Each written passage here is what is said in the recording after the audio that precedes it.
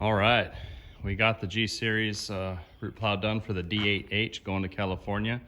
It is a 10-foot 4-inch plow.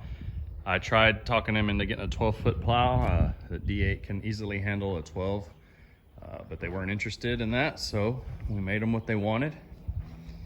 This one's going all the way to Madera, California. Really excited about that. Never had anything much really go out that way, especially something of this size and magnitude. It came out really nice. We're happy with it. It's going to do them a great job.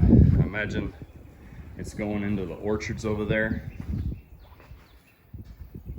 Probably why it didn't need to be real wide. Got the typical Hubbardville machine shop, G Series number 8, with the serial number in it. And Tim Dimming, a local hotshot driver, is going to be hauling it all the way out there for us this week.